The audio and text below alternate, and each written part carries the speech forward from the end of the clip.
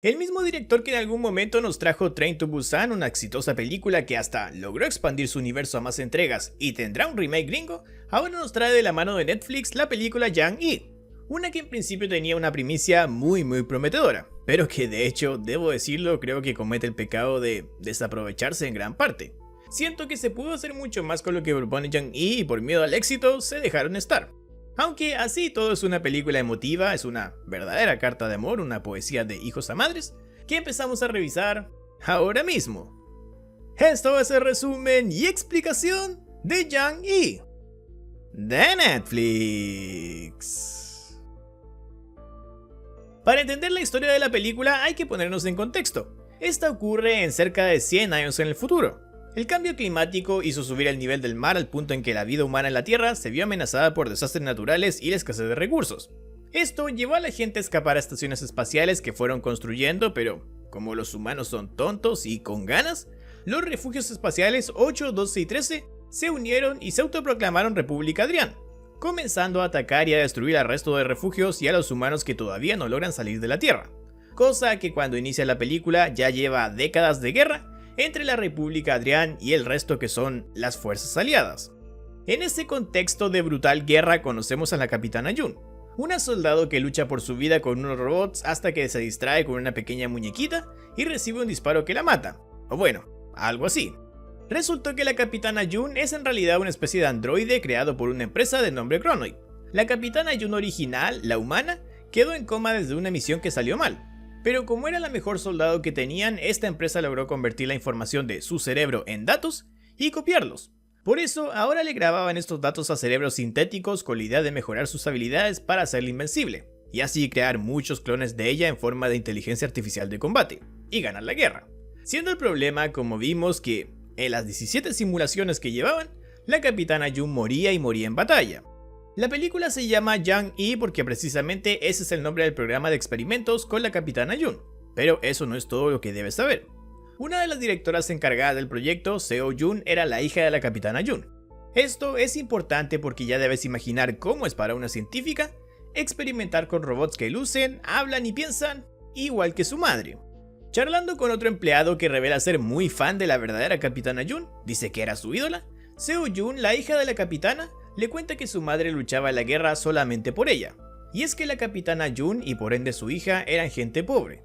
Y un día, siendo pequeña, a Seo Jun se le detectó cáncer de pulmón. Ante esto, la única solución de la Capitana June fue enlistarse para servir en la guerra, ya que tenía un talento excepcional para la batalla. Y esto le iba a dar mucho dinero, o al menos el suficiente para pagarle la operación a su hija.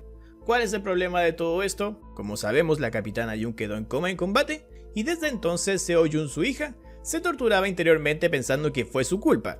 Si ella no hubiese sufrido de cáncer, su madre hubiese podido dedicarse a otra cosa y no haber pasado gran parte de su corta vida en la guerra, hasta quedar en coma. Gracias a flashbacks que Seo Jun tiene, nos enteramos de muchas cosas diferentes. Antes de ser operada, la Capitana June le prometió volver de combate cuando haya salido de su cirugía, y esté bien, cosa que no pudo cumplir como sabemos porque quedó en coma. Luego, asistiendo a una consulta médica, nos enteramos de que el cáncer de Seo Jun, ahora muchos años después, volvió a aparecer y se estaba expandiendo a otros órganos, más allá de sus pulmones. El doctor que le da la noticia que es un robot, le dice que tiene 3 meses de vida, así que debe comenzar a pensar qué hará con su cerebro luego de morir, lo que otra vez nos da una nueva información para entender todo este mundo.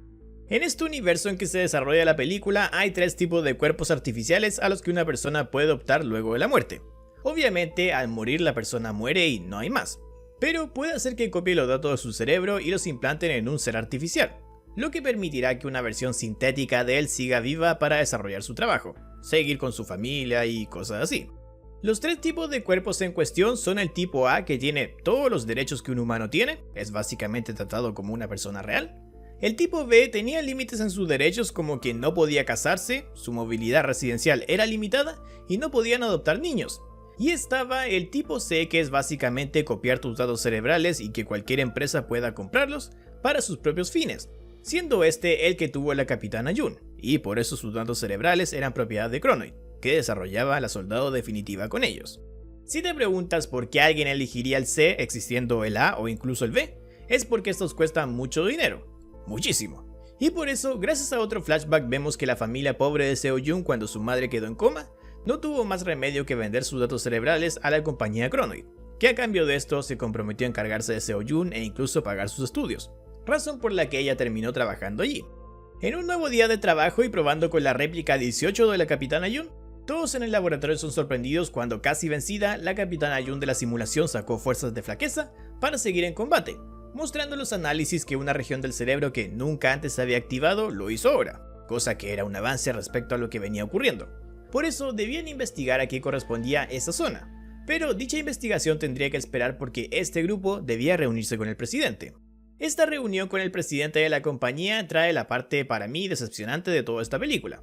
El presidente le revela a Seo-Jun que ya no es necesario seguir con la inteligencia artificial de combate de la Capitana Jun, porque la guerra está terminando gracias a un acuerdo entre las fuerzas aliadas y la República Adrián.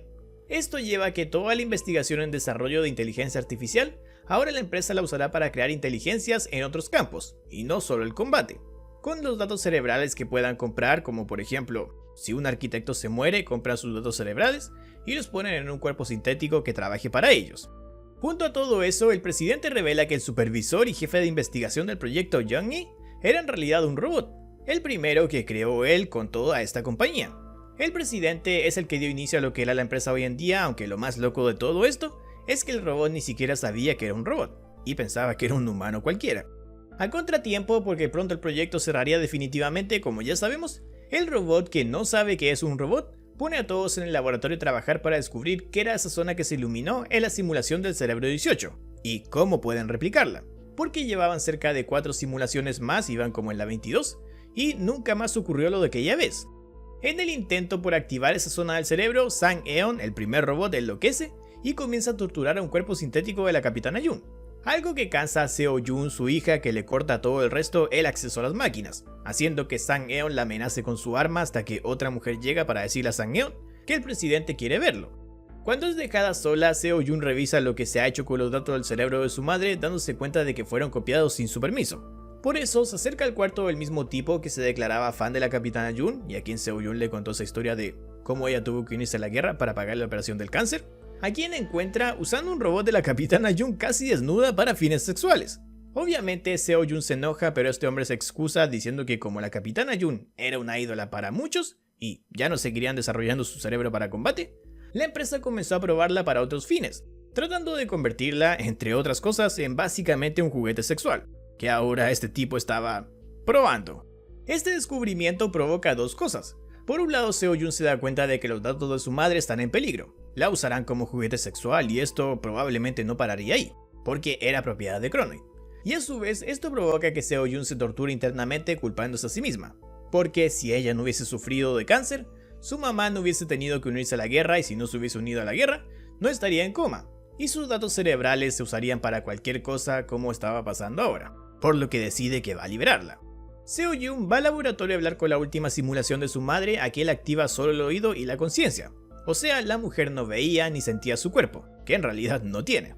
Esto Seo-Jun lo hace para que la conciencia sintética de su madre no se exalte y la convence de que es una prisionera de guerra, que por sus heridas pronto va a morir y la Capitana Jun, creyendo en eso, le pide a Seo-Jun, a quien solo escucha, que averigüe si su hija sobrevivió a su operación del cáncer y si esto salió bien.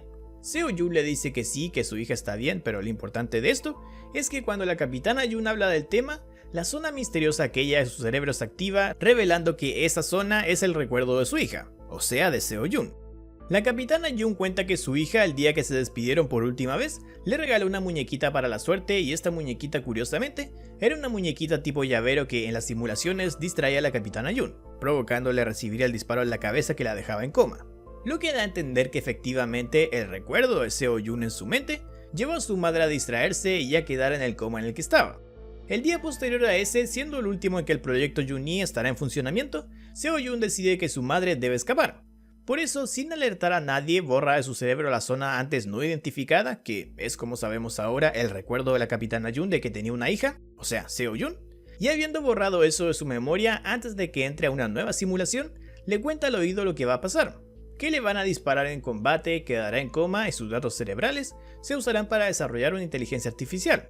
Aunque eso no es lo único que le dice, pero el resto no lo escuchamos. La simulación comienza y tal cual siempre ocurría, la Capitana Jun cae en combate. Todos se felicitan por el trabajo hecho hasta aquí porque será la última vez en que el proyecto Jun esté en funcionamiento. Hasta que un hombre del equipo dice que los resultados de esta simulación son diferentes a los otros, son más débiles. Ante lo que Sang Eon solo responde diciendo, bueno, quizás la capitana Jun era una débil de mente, y se va. Sin embargo, a medio camino Sang Eon se devuelve al laboratorio y pide volver a ver la última simulación, descubriendo al ver todo en cámara lenta que el último disparo no le dio a la capitana Jun, y esta fingió estar derrotada. Esto porque en otro lado de los laboratorios, mientras era trasladada para su destrucción, la capitana Jun golpea a los científicos que la llevaban e inicia su escape, lo que significa que Seo Jun le dijo que fingiera ser derrotada en la simulación para luego poder escapar. Se levanta una alerta en toda la base para evitar que la capitana Jun escape, y esta corre y llega a una sala llena de otros robots idénticos a sí misma, lo que le permite esconderse cuando los robots guardianes que vienen a detenerla aparecen en acción. Si bien al inicio los robots no detectan cuál de todas es la capitana Jun consciente, esta los ataca por sorpresa e inicia una dura pelea donde acaba por vencer a todos menos a uno, el cual la toma del cuello con firmeza hasta que Seo Jun aparece y desactiva a ese robot. Minutos después, otros robots que son refuerzos llegan y rescatan a Seo Jun, identificándola como una humana civil en peligro. Esto sin darse cuenta de que Seo Jun copió los datos cerebrales de la capitana Jun, desde el cuerpo robótico de la capitana Jun, a uno de los robots guardianes del laboratorio. Al inicio nadie se da cuenta, pero luego un robot guardián se conecta a las cámaras de seguridad, donde se ve el momento en que Seo Jun movió los datos de un robot a otro, así que alerta al resto y comienzan a seguirlas. Seo Jun y el robot donde están los datos de su madre suben a un tren para escapar del laboratorio, pero Sang Eon las estaba esperando ahí. Este le dice a la capitana Jun que si no se rinde le va a disparar a su hija, pero Seo Jun revela que se borró de la memoria de su madre. Entonces Sang Eon le dispara a la científica y comienza a pelear con la capitana Jun, quien lo lanza lejos haciendo que este se golpee y quede expuesto su interior robótico, descubriendo así Sang Eon que en realidad es un robot. Esto a Sang Eon le viene para mejor, porque consciente ahora de que es un robot comienza a usar su super fuerza y agilidad de robot para pelear con la capitana Jun. Otros robots guardias se unen a la pelea en el vagón de tren que al final se sale de control por un momento, pero se termina deteniendo cuando la capitana Jun los logra vencer a todos. La capitana Jun revisa a Seo Jun diciéndole que la bala salió de su cuerpo, así que ahora deben detener la hemorragia. Seo Jun le dice que no se preocupe porque la policía va a llegar pronto, así que le pide que la deje y se vaya, que viva su vida libre, que escape. La capitana Jun lo duda por un momento, pero al final se va dejando a Seo Jun atrás, no sin antes abrazarla de la misma forma en que la capitana Jun real hacía con Seo Jun cuando esta era pequeña. Si bien la película termina así, con la capitana Jun en el cuerpo robótico de uno de los robots guardias del laboratorio, frente a un mundo que se abre delante de ella, explicando este final, Seo Jun buscó enmendar en parte aquello por lo que ella toda la vida se culpó. Sabemos que Seo Jun creía que era su culpa por enfermarse de cáncer, que la vida de su madre se haya arruinado yendo primero a la guerra, y acabando luego en coma a una edad muy joven, siendo para peor sus datos usados en simulaciones bastante cuestionables. Por eso, para darle una segunda oportunidad de vivir su vida sin la responsabilidad de su hija, Seo Jun no solo se borró a sí misma de la memoria artificial de su madre, sino que la ayudó a escapar para que fuese libre y pudiese vivir la vida que antes no pudo. Si bien el hecho de no acompañarla y pedirle que la deje atrás, Seo Jun lo hizo para no dejar la responsabilidad de cuidarla a la capitana Jun, también lo hizo teniendo claro que sus días estaban contados. Como sabemos, el cáncer de Seo Jun no tiene remedio y en 3 meses aproximadamente esta va a morir, por lo que no hay mucha esperanza para ella como sí la hay ahora para su madre con ese final. A modo de opinión personal y ya terminando con esto, solo quiero decir que lo que me pareció desaprovechado en esta película es todo el juego que pudo dar un mundo futurista en guerra como se nos presenta al comienzo de la misma, y que se acaba cuando el presidente anuncia así de la nada que hubo un acuerdo y que la guerra termina. Es para mí como que ahí muere todo el hype de la película. Y si bien el resto de historia es todo un tributo a las relaciones madre-hijos y tiene toda una carga valórica, emocional, donde entra en juego la ética de cómo usan o en realidad explota los datos, las memorias y de cierta forma la conciencia de algunos muertos que no pueden pagar por algo mejor, para mí así todo había mucho para explotar en el tema de la potencial guerra, para lo que la primera parte de la película nos prepara, explicándonos todo el tema del calentamiento global y demás cosas que aumentan y aumentan el hype. Pero al final como que se desinfló todo de golpe con el llegaron a un acuerdo, se acaba la guerra. Fue como, al menos para mí, un terrible bajón. Muchas gracias por haber visto este nuevo video. Si te gustó dale like, suscríbete y activa las notificaciones que te avisarán cuando vengan más videos así. En la pantalla a un costado están mis redes sociales para que me sigas, o en la descripción puedes ir a ellas a través de los enlaces directos. Sígueme si te interesan las noticias, datos y el montón de actualidad que subo día a día en ellas.